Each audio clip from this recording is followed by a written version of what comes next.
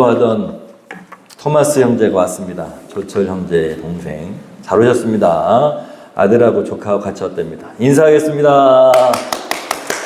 축복합니다.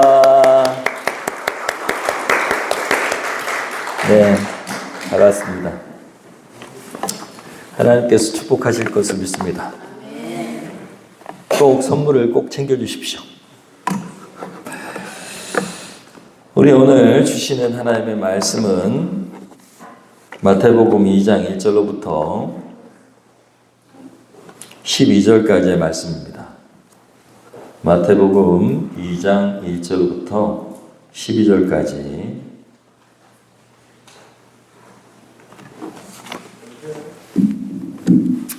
마태복음 2장 1절로부터 12절까지입니다.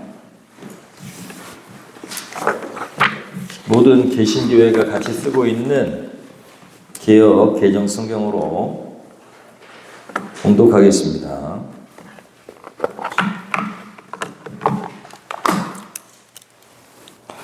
제가 봉독합니다. 헤롯 왕 때에 예수께서 유대 베들레헴에서 나심에 동방으로부터 박사들이 예루살렘에 이르러 말하되 유대인의 왕으로 나시니가 어디 계시냐? 우리가 동방에서 그의 별을 보고 그에게 경배하러 왔노라 하니 헤롯 왕과 온 예루살렘이 듣고 소동한지라. 왕이 모든 대제사장과 백성의 서기관들을 모아 그리스도가 어디서 나겠느냐 물으니 이르되 유대 베들레헴 네헤미오니 이는 선지자로 이렇게 기록된 바 또 유대 땅 베들레헴아 너는 유대 고을 중에서 가장 작지 아니하도다. 내게서 한 다스리는 자가 나와서 내 백성 이스라엘의 목자가 되리라 하였음이니이다. 이에 헤롯이 가만히 박사들을 불러 별이 나타난 때를 자세히 묻고 베들레헴으로 보내며 이르되 가서 아기에 대하여 자세히 알아보고 찾거든 내게 구하여 나도 가서 그에게 경배하게 하라. 박사들이 왕의 말을 듣고 갈새 동방에서 보던 그 별이 문득 앞에서 인도하여 가다가 아기 있는 곳 위에 머물러 서 있는지라. 그들이 별을 보고 매우 크게 기뻐하고 기뻐하더라. 집에 들어가 아기와 그의 어머니 마리아가 함께 있는 것을 보고 엎드려 아기께 경배하고 보배합을 열어 황금과 유향과 모략을 예물로 드리니라. 그들은 꿈에 헤롯에게로 돌아가지 말라 지시하심을 받아 다른 길로 고국에 돌아가니라. 아멘. 우리는 좀 쉬운 성경인 세번역 성경으로 한 절씩 교독하면서 오늘 말씀을 이해하고 또 오늘 말씀을 마음에 담겠습니다. 제가 한 절, 여러분이 한 절 이렇게 교독하겠습니다. 헤롯 왕 때에 예수께서 유대 베들레헴에서 나셨다. 그런데 동방으로부터 박사들이 예루살렘에 와서 말하였다. 유대인의 왕으로 나신 이가 어디에 계십니까? 우리가 동방에서 그의 별을 보고 그에게 경배하러 왔습니다. 헤롯 왕은 이 말을 듣고 당황하였고 온 예루살렘 사람들도 그와 함께 당황하였다. 왕은 백성의 대제사장들과 율법 교사들을 다 모아놓고서 그리스도가 어디에서 태어나실지를 그들에게 물어보았다. 그들이 왕에게 말하였다. 유대 베들레헴입니다. 예언자가 이렇게 기록하여 놓았습니다. 너 유대 땅에 있는 베들레헴아, 너는 유대 고을 가운데서 아주 작지가 않다. 너에게서 통치자가 나올 것이니 그가 내 백성 이스라엘을 다스릴 것이다. 그때 헤롯은 그 박사들을 가만히 불러서 별이 나타난 때를 키워묻고 그들을 베들레헴으로 보내면서 말하였다. 가서 그 아기를 샅샅이 찾아보시오. 찾거든 나에게 알려주시오. 나도 가서 그에게 경배할 생각이요. 그들은 왕의 말을 듣고 떠났다. 그런데 동방에서 본 그 별이 그들 앞에 나타나서 그들을 인도해 가다가 아기가 있는 곳에 이르러서 그 위에 멈추었다. 그들은 그 별을 보고 무척이나 크게 기뻐하였다. 그들은 그 집에 들어가서 아기가 그의 어머니 마리아와 함께 있는 것을 보고 엎드려서 그에게 경배하였다.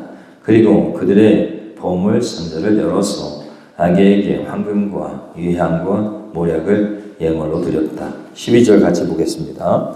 그리고 그들은 꿈에 헤롯에게 돌아가지 말라는 지시를 받아 다른 길로 자기 나라에 돌아갔다. 아멘. 여러분의 인생이 큰 인생 되기를 소원합니다. 오늘 말씀 제목은 베들레헴이 작지 않은 이유입니다. 오늘 마태복음 2장 1절부터 12절까지는 예수님이 태어난 베들레헴에 대한 이야기가 기록되어 있습니다. 오늘 말씀을 준비하는 과정 가운데 주께서 이런 이야기를 보게 하셨어요.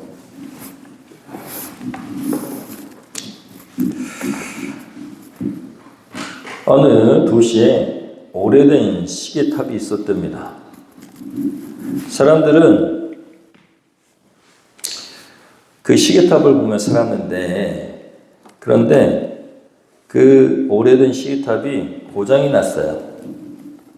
사람들은 시계가 멈춘 그 시계탑을 보면서 별다른 일이라고 생각하지 않았습니다. 요즘 누가 시계탑을 보나? 휴대폰 다 있는데. 하지만 며칠이 지나자 그 도시에 버스, 기차, 학교종이 제각기 울리기 시작했습니다. 그 시계탑이 모든 도시의 시간을 맞추는 기준점이었기 때문입니다. 사람들이 이렇게 여러 가지 혼란이 일어나자 깨달았어요. 아, 시계탑이 별거 아닌 줄 알았는데 매우 중요하고, 그리고 작아 보이던 그 중심에 있던 그 시계탑이 우리 도시의 중심이구나 라는 것을 알게 된 것이죠. 오늘 말씀 속에서 베들레헴도 마찬가지입니다. 지도로 보면 정말 작은, 역사적으로도 눈에 띄지 않는 그런 도시입니다. 그런데 하나님은 그 작은 마을에서 인류의 역사를 새롭게 하셨습니다. 할렐루야. 새로운 세상이 시작된 것이죠. 구원의 역사가 시작된 것입니다. 예수님이 오셔서 세상이 바뀌었기 때문에 AD라고 부릅니다. 신약이 된 것이죠. 그 전까지는 다 구약적인 세상이었는데 예수님이 오심으로 히스토리, 역사가 바뀌었습니다. 그런데 예수님이 오신 도시는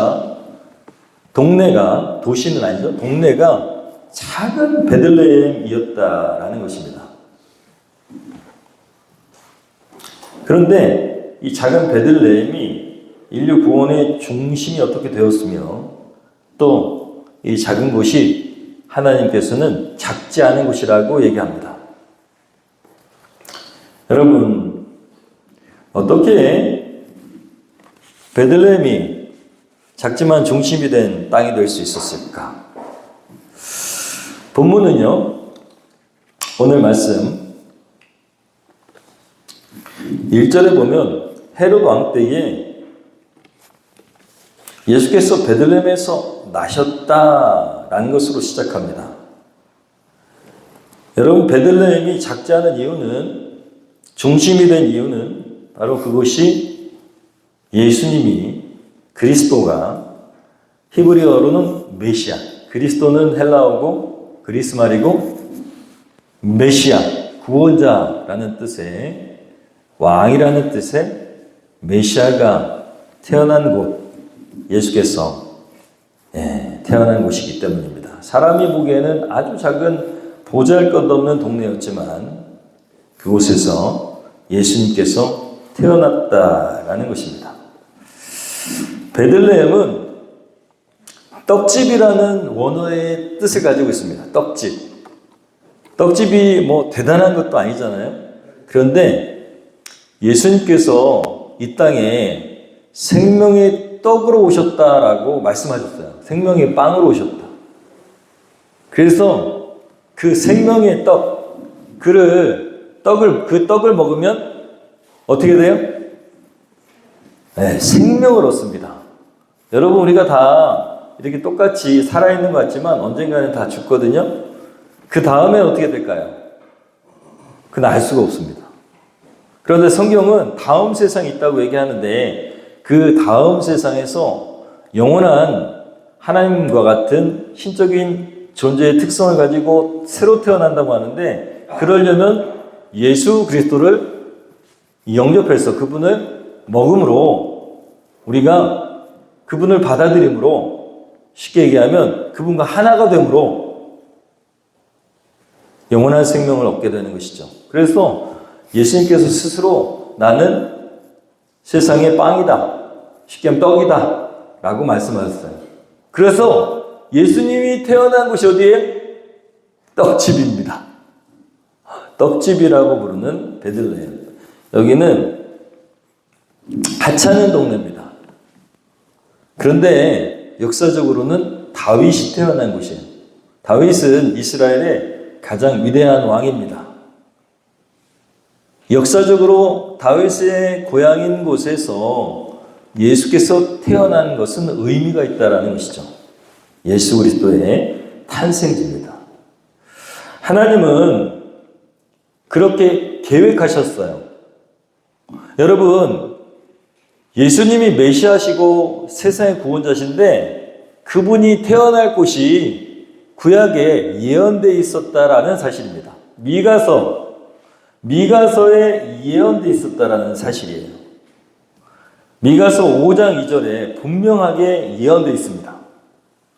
여러분, 가짜로 내가 메시아다라고 하는 사람이 나타났는데 그 사람이 자기가 태어나고 싶다고 해서 예언된 곳에서 태어날 수 있을까요? 없지요. 없어요. 예수님에 대한 구약 예언은 엄청 많은데 그 모든 예언이 다 이루어져 가지고 예수님이 메시아라는 사실, 세상의 구원자라는 사실을 증명할 수 있습니다.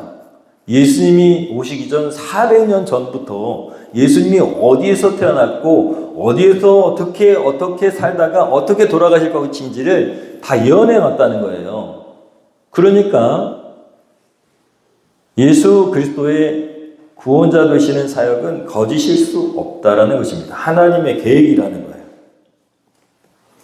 여러분, 하나님은 이 하찮은 곳에서 구원의 역사를 여셨습니다. 사람들은 큰 도시, 강력한 권력, 화려한 장소, 그런 곳에서 새로운 것들을 추구하면서 살기를 원합니다.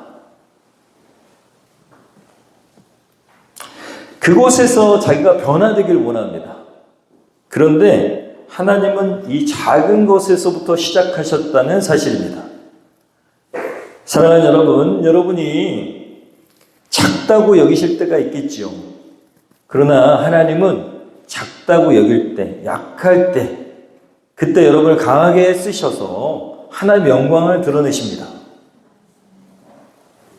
하나님은 교만한 자는 물리치십니다. 겸손하고 스스로 작다 여길 때에 하나님께서 사용하시는 줄로 믿습니다.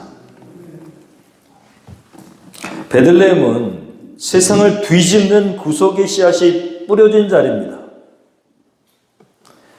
하나님의 방식은 세상의 계산과 다르죠. 작다고, 미약하다고, 아무 의미 없다고 느껴지는 그것을 하나님 중심으로 새롭게 하십니다. 여러분, 저와 여러분이 작지만 하나님께 쓰임받는 큰 사람 되기를 소원합니다.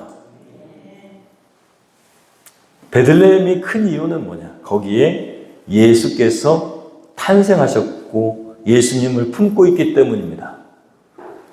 여러분, 저와 여러분 안에 예수님이 계시다면 그러면 세상은 어떻게 볼지 모르지만 하나님은 우리를 큰 자로 여기십니다. 그분의 뜻에 따라 살면 여러분 커다란 인생을 살 수 있습니다. 두 번째로 베들레헴이 작지 않은 이유는 뭐냐? 여러분, 별을 따라 걸은 믿음의 여정이 있었기 때문입니다. 동방 박사들은 별을 보고 찾아왔어요. 당시 천문학자로 여겨지던 사람입니다. 신학자들이 동방에서 천문학자라고 생각하는 그런 천문을 보는 사람들이라고 생각합니다. 근데 하늘의 움직임을 통해서 신적인 그런 징조를 해석하는 이 사람들이 새로 태어난 하나님의 아들이신 신의 아들 메시아를 찾아서 왔다는 사실입니다. 이들의 여정은 어떤 학문이나 계산이 아니라 믿음이었을 가능성이 많습니다. 말씀을 보면 이들은요, 그냥 별 하나 의지해서 왔습니다. 할렐루야. 여러분, 별 보고 어디 찾아갈 수 있을까요? 천문학자들이 무슨 무당이라도 됩니까? 별 하나 보고 어떻게 사람을 찾아요? 그런데 오늘 말씀 보면 그 작은 별빛 하나를 가지고 유대 땅일 것이다 라고 그렇게 믿고 믿음의 여정을 시작한 오랜 여정을 시작한 것입니다. 누굴 보기 위해서? 메시아, 세상을 바꿀 구원자 되시는 메시아. 그 메시아를 보기 위해서 이 사람들은 정말 미련하게도 여행을 떠난 것입니다. 믿음의 여정은 그런 것입니다. 여러분, 희미하고 작은 별빛 하나에 의지해서 목적지를 찾아가는 것과 같은 것이 믿음의 여정입니다. 보통 예수님을 믿으라고, 하나님을 믿으라고 하면 그게 어떻게 믿어지냐고 얘기합니다. 정상적인 겁니다. 정상적인 거예요. 안 믿어져요. 여러분, 믿어져요? 눈에 보여야지 믿죠. 여러분, 믿음은 확신을 가지고 가는 것이 아니라 믿음으로 결단하고 믿기로 결단하고 의지적인 그 마음으로 믿음의 여정을 떠날 때 확인되는 것입니다. 무슨 얘기냐? 하나님이 계시다는 것을 확신하는 것이 아니라 하나님이 계시다는 전제로 살아가는 것입니다. 그리고 그분한테 묻고 그리고 그분의 주시는 마음을 따라서 순종하고 살면 하나님이 계신 것을 나중에 알게 돼요. 우리는 저 차원에 있기 때문에 그 차원에 계신 하나님을 알 수가 없어요. 도저히 알 수가 없습니다. 그러니까 하나님이 저 그 차원에 계시다고 믿고 저 차원인 내가 하나님을 의식하고 살 때에 증명되는 것입니다. 믿음의 여정은 그런 것입니다. 베들레헴이 작지 않은 이유는 하나님을 향한 믿음의 여정이 계속되고 있기 때문에 작지 않습니다. 여러분, 하나님은 믿음을 움직이게 하시고 그리고 그 믿음은 결국 예수님께 인도되는 것입니다. 동방 박사들이 긴 여정을 견딜 수 있던 이유는 작은 그 별빛보다 더 큰 밝은 믿음의 확신이 있었기 때문입니다. 여러분, 분명한 것은 믿음을 의지하고 그리고 그렇게 결단하고 가면 확신을 얻게 되고 그 작은 확신이 또 큰 확신이 되고 큰 확신이 돼서 겨자씨만한 믿음이 그 사람의 인생을 바꾸는 것입니다. 이 동방 박사들은 자기들이 잘못되지 않았다는 것을 어떻게 확인했을까요? 오늘 말씀 보니까 헤롯 왕을 만났어요. 그런데 예언되어 있다는 거예요. 어디에? 미가서에 성경에 메시아가 태어날 것을 예언했는데 거기가 어디다? 예루살렘이다 라고 들었잖아요. 이 사람들이 처음부터 확신을 가지고 왔을까요? 아닐 거라는 거예요. 별 하나 보고 특이한 별이다. 와, 저 별을 해석하니까 왕이 태어났구나. 어딜까? 그렇게 시작했을 겁니다. 여러분, 별은 단지 길을 비춰줄 뿐이지만 하나님의 향한 믿음은 그 길을 바르게 걷게 하는 줄로 믿습니다. 하나님은 믿음의 방향을 인도하시는 분입니다. 하나님은 축복의 길로 인도하십니다. 여러분, 믿음의 목적지가 있는 곳은 결코 작은 것이 아닙니다. 여러분의 그 작은 발걸음 하나하나가 믿음의 발걸음이 결국은 큰 주님의 역사를 이루게 될 것입니다. 또 예루살렘이 작지 않은 이유는 뭐냐? 작은 무릎 꿇음이 인생의 방향을 바꾼 예배 현장이기 때문입니다. 여러분, 베들레헴은 아주 작은 곳이고 또 예수님은 아주 작은 마구간에서 말 구유, 말 먹이통에서 누워서 계셨어요. 그런데 이 세 박사들이 예수님을 보자마자 그분에게 경배를 했습니다. 아무도 없었고 거기에는 말과 짐승들만 있었고 그리고 요셉과 마리아, 예수님, 아기 예수님이 있었는데 이 세 사람은 거기에서 아주 작지만 전심을 다해서 예배를 드렸습니다. 자신들이 가지고 있는 아주 소중한 것들을 전부 하나님께, 예수님께 드린 것이죠. 예배를 드릴 때 여러분, 예배는 늘 말씀드리지만 전심으로 드려야 됩니다. 예배는 예식입니다. 하나님께 전심으로 마음을 드리는 예식이에요. 우린 복장부터 몸, 그리고 모든 것, 마음.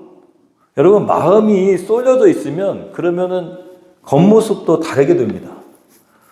제가 만약에 엉클어진 그런 머리와 티셔츠 하나 쪼가리 입고 그것도 찢어진 청바지에 올라와서 제가 여기서 말씀을 전한다고 생각해 보세요. 어떠실 것 같아요? 은혜로우실 것 같아요? 아니죠. 대통령을 만나러 갈 때 여러분 반바지 차림에 대충 입고 가는 사람은 없습니다. 여러분, 내 자식이, 우리 할인이가 이제 결혼을 하는데 그 결혼하는데 아이 뭐 결혼식이 대수야? 하고 반바지 입고 찢어진 그런 천저가리 같은 티셔츠 입고 가는 사람은 없습니다. 그럼 집안 망신입니다. 여러분, 적어도 예배를 드릴 때는 내가 가지고 있는 최고의 옷을 입고 와야 됩니다. 그리고 내 마음을 다해서 드려야 됩니다. 하나님은 우리의 그 중심을 보시지 우리의 형식적인 모습을 보시는 게 아니에요. 내가 그냥 정말 바쁘고 어쩔 수 없어서 저도 어디 야외 예배 갈 때는 잠바 입고 청바지 입고 오잖아요. 어쩔 수 없는 것, 그런 거는 상관없어요. 왜냐하면 하나님 우리 중심을 아실 테니까. 하나님은 다른 거 안 보십니다. 내가 100억을 드리든 1000억을 드리든 단돈 10,000원, 5,000원을 드리든 거기에 담겨있는 우리의 하나님을 향한 사랑을 보시는 것입니다. 그 하나님의 사랑이 하나님의 마음을 움직이는 거예요. 여러분, 동방박사들이 드린 것들은 작은 것이 아닙니다. 황금과 유향과 모략은 엄청 그 시대에 귀한 것들이에요. 그런데 누구한테 자랑하듯이 예수님께 드리지 않았습니다. 아주 소박한 예배로 드렸지만 전심으로 드린 것이죠.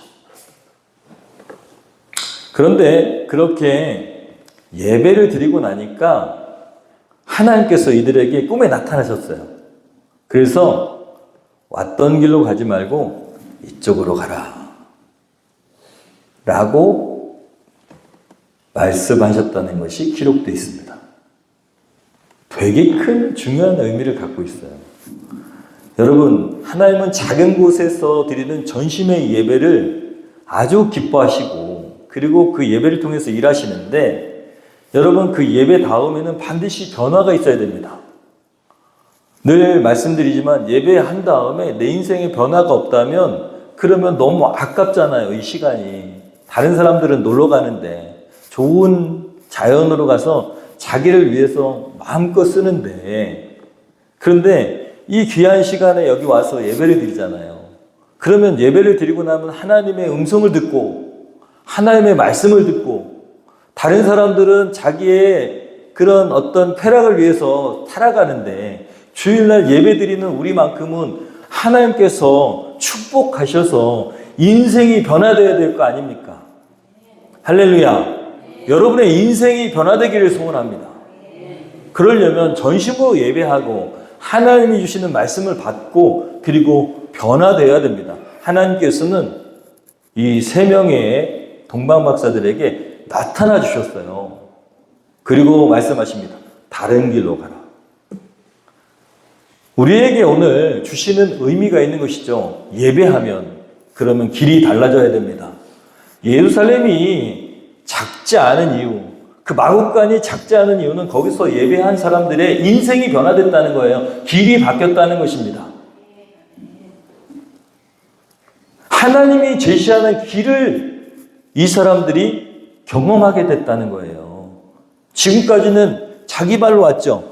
별을 보고 오기로 했지만 자기 생각대로 왔잖아요. 그런데 예배하고 하나님의 아들을 경배하고 나니까 하나님께서 길을 지시해 주시잖아요. 여러분, 예루살렘이 작지 않은 이유는 인생이 변화되는 길이 있기 때문입니다. 할렐루야. 여러분의 인생의 길이 바뀌기를 소원합니다. 여러분, 예배는 능력입니다. 장소가 아니라 진심이고 전심이어야 됩니다. 예배는 하나님께 드리는 중심입니다. 방향을 바꾸는 자리가 되어야 됩니다. 예배는 삶의 전환점이 되어야 됩니다. 새 인생의 시작이 되어야 되고 작은 예배지만 큰 변화가 있는 줄로 믿습니다. 여러분, 하나님은 작은 곳에서 역사하십니다. 작은 것을 소중히 여기시는 저와 여러분 되기를 소원합니다. 뭐 대단한 큰 사람 되려고 하지 마시고 작은 것부터. 여러분, 신앙은 뭡니까? 제가 얘기한 게 아니라 엊그제 목사님이 말씀하셨어요. 신앙은 자기 자리 지키는 겁니다. 자기 자리를 정각에 잘 지켜내는 것이 좋은 신앙입니다. 있어야 될 자리가 어딥니까? 기도의 자리, 예배의 자리, 그리고 하나님의 말씀을 듣는 자리, 순종의 자리, 사역의 자리, 자기의 자리를 잘 지켜내는 것. 여러분, 목사가 봤을 때, 또 하나님의 눈으로 봤을 때 이 사람 참 신앙이 좋다라고 하는 것은 다른 게 아니에요. 자기 자리를 잘 지켜내는 것입니다. 중심이 하나님께 가 있는 사람은 자기 자리를 잘 지켜냅니다. 중심이 다른 데 가 있는 사람은 다른 곳에 가 있습니다. 내가 지금 어디에 있느냐는 그렇게 중요합니다. 저 어렸을 때는요, 우리 부모님들이나 우리 전 세대들은 주일날 어디 가지도 못하겠어요. 그리고 슈퍼마켓도 못 가겠어요. 조금 완전히 완고하고 고지식한 그런 신앙의 분위기였어요. 그런데 지금은 가끔가다 생각할 때 그것이 그립기도 합니다. 왜냐하면 우리 그리스도인들이 이단보다 못하거든요. 자기가 있어야 될 자리를 지키지 않아요. 그리고 하나님은 좋은 분이시니까 라고 생각해서 하나님을 멸시합니다. 하나님은 너무너무 좋으신, 너무 인자하신, 도저히 우리가 갚을 수 없는 은혜를 주신 그런 사랑의 아버지시지만, 여러분, 우리가 함부로 멸시해서는 되는 그런 존재는 아닙니다. 하나님은 이 땅에 창조주시고 우리에게 전부를 내어주신 분이십니다. 그런데 그 은혜를 잃어버리고 우리가 대충대충 한다면 그러면 하나님을 슬프게 할 것입니다. 여러분, 하나님은 작은 것을 소중히 여기십니다. 제가 보니까 남자들은요, 자기 인정해주고 그리고 크게 여겨주는 사람을 위해서 목숨을 버립니다. 여자들은요, 작은 것을 생각해 주는 사람을 나를 사랑해 준다고 생각해요. 내가 지나가는 말처럼 한 거를 기억해 주잖아? 그러면은 그걸 감동을 받습니다. 근데 어쩌다가 그냥 기억한 걸 수도 있는데. 하나님은 두 가지 속성을 다 갖고 계십니다. 아주 하나님께 작은 것을 드릴 때 그것이 정말 하나님을 사랑하는 마음이라면 아무리 작은 것도 크게 여기신다는 것이죠. 여러분, 믿음이 겨자씨만한 믿음만 있어도 산을 옮길 수 있다고 말씀하신 분이에요. 큰 변화를 낳게 됩니다. 작은 예배지만 인생의 길이 바뀝니다. 작은 순종이지만 여러분의 그 순종을 통해서 세상이 바뀌는 줄로 믿습니다. 저는 어떤 한 집사님의 간증을 보게 됐어요. 주님께서 섭리하신 줄로 믿습니다. 이분이요, 집사이시긴 했는데 교회를 떠난 지 오래됐습니다. 수년 동안 주일 예배를 참석하지 못했어요. 마음도 그렇고 여러 가지 바쁜 일, 그리고 신앙도 별로 없고 그래가지고 모태신앙이었지만 교회를 다니지 않았습니다. 근데 잘 나가던 사업이 무너지고 가족이 뿔뿔이 흩어지고 또 가족 관계가 흔들리고 삶이 어려워지기 시작했어요. 이분이 죽을까 말까를 고민하다가 엊그제 그 손 장로님처럼, 여자 장로님처럼 죽을까 말까. 근데 자식 때문에 죽을 순 없고 그래서 교회의 문을, 가까이 보이는 십자가를 보고 교회 문을 살짝 열었답니다. 아주 작은 용기지만 교회에 다시 예배당 문을 연 것이죠. 그날 목사님이 말씀이 아주 특별했던 것도 아니고 찬양이 막 웅장하게 울려 퍼지는 그런 것도 아니었지만 찬양 중에 주의 손에 나의 손을 포개고 라고 하는 이 찬양의 가사가 자기의 마음에 쑥 들어왔다는 거예요. 아무도 내 손을 잡아주지 않았는데 그런데 예수님은 나의 손을 잡아주시겠거니 하는 마음이 들어왔다라는 것입니다. 그리고 그 순간에 그 무너졌던 그 마음에 소망이 막 피어오르기 시작했대요. 아, 그래. 세상 사람들은 다 내 손을 뿌리치고 나에게 등쳐먹고 사기를 치지만 예수님은 내 손을 붙잡아 주시겠지 하는 그 마음 때문에 여러분 삶의 방향성이 죽고자 하는 마음이 바뀌기 시작했답니다. 그 작은 찬양과 예배가 그 사람의 인생을 바꿨던 것이죠. 여러분, 그분은 다른 분이 되셨습니다. 사랑하는 여러분, 하나님은 언제나 작은 것으로부터 시작하십니다. 그것이 큰 일이 됩니다. 작은 믿음, 작은 예배가, 작은 순종이 하나님의 큰 역사를 이루는 출발점이 되는 것입니다.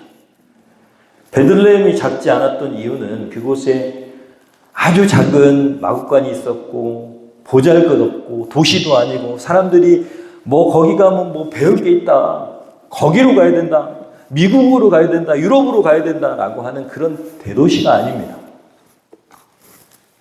그런데 그곳에 하나님의 아들이 계셨고 거기 나셨고 믿음의 작은 확신이 이루어진 곳이고 그리고 예배를 통해서 인생이 변화되는 놀라운 장소였기 때문에 거기가 작지 않은 것입니다. 예수님이 계신 곳은 작지 않습니다.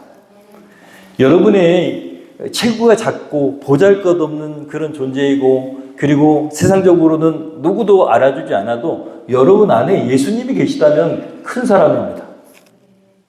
그리고 그분의 뜻에 순종해서 살면 가장 큰 위대한 일을 하고 있는 것입니다. 어떻게 할 수가 있어요? 저 대기업 회장이 큰 사람인 것처럼 보이지만 그는 세상을 아무것도 변화시킬 수 없을지도 모릅니다. 그런데 우리가 하나님의 뜻을 순종해서 그분의 뜻대로 무엇인가를 하는 작은 행위가 세상을 바꿀 수 있을지도 모릅니다. 하나님은 여러분을 그렇게 사용하시기를 원하십니다. 여러분의 자리를 잘 지켜내십시오. 여러분, 그것이 가정일 수도 있고 직장일 수도 있고 어떤 자리가 됐든 하나님이 요구하시는 마음을 가지고 잘 지켜내십시오. 특히 교회의 자리, 예배의 자리, 기도의 자리를 꼭 잘 지켜내시기를 예수님의 이름으로 축원합니다. 우리 이렇게 말씀을 듣고 결단했으면 좋겠습니다. 이번 주간 우리 민호 형제는 이 자리를 정말 잘 지켜냅니다. 다니엘 기도회에 나와서 이 자리에서 열심히 목이 아플 텐데 저 위에를 보면서 열심히 이 자리를 지킵니다. 너무 귀한 우리 민호 형제를 통해서 하나님 큰 일을 행하실 겁니다. 여러분, 우리가 다는 못 오더라도 다니엘 기도회 가운데 오셔가지고 어떤 분의 간증을 들으면 여러분의 인생이 확 바뀔 수 있습니다. 7시 50분부터 10시까지인데 여러분 영화관에 가는 것보다 짧습니다. 그런데도 그 시간이 너무 긴 것처럼 여겨져가지고 그 자리를 못 지키고 다른 것에 바빠가지고 살아가는 사람이 있죠. 여러분 꼭 이번 주에는 도전하시고 그리고 기도해야 되는 제목들이 많은 걸로 아는데 인생을 혼자 살지 마시고 하나님과 동행하시고 그분께 기도하면서 기적을 경험하시기를 소원합니다. 충성된 사람 되기를 소원합니다. 그리스도인이라면 정직하고 신실해야 됩니다. 하나님 앞에도 그래야 되고 그리고 사람 앞에도 그래야 됩니다. 부끄럽지 않은 인생 되시기를 소원합니다. 이번 연도 우리가 추구해야 되는 것은 충성입니다. 신실한 사람. 말씀을 열심히 읽으시고 감사하시고 그리고 단톡방에 올리시고 여러분 그래서 여러분의 신앙이 말씀 안에서 성장하기를 소원합니다. 우리 시간에 아까 집사님의 찬양과 같이 나는 보잘것없고 사람들은 나를 알아주지 않지만 그러나 주님의 손이 나를 붙잡고 계심을 믿습니다. 나는 결코 보잘것없는 존재가 아님을 믿습니다. 찬양하면서 주님 저를 붙잡아 주시고 저를 사용하여 주시옵소서 하는 마음으로 결단 찬양하겠습니다.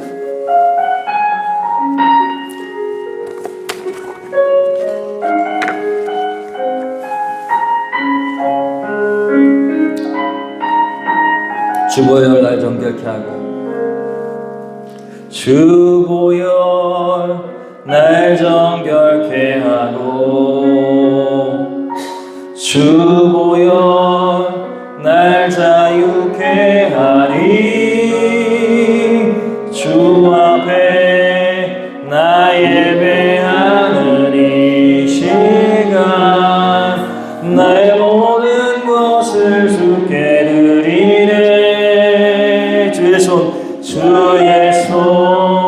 날 위해 지키셨고 주의 발 날 위해 맡기셨으니 이제는 내가 사는 것이 아니요 오직 주를 위해 사는 것이라 주의 손에 나의 손을 포개고 주의 손에 나의 손을 포개고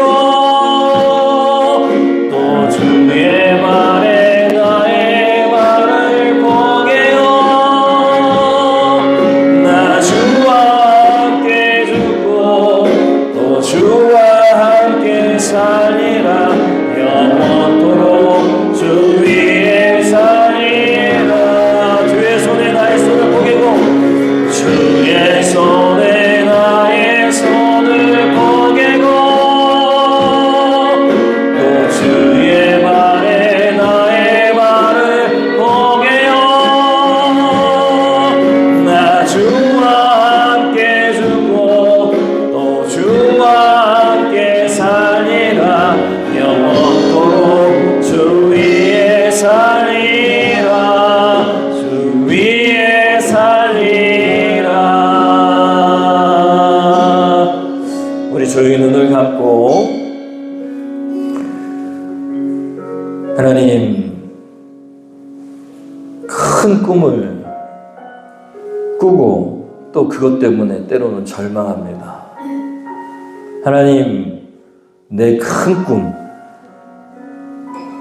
소위 야망이라고 이야기하는 그 세상의 성공을 추구하는 것이 아니라 하나님께서 기뻐하시는 그런 일을 위해서 작은 것부터 천천히 하나님 예배하고 하나님께 순종하고 믿음의 도전을 하며 하나님께 쓰임받기를 원합니다.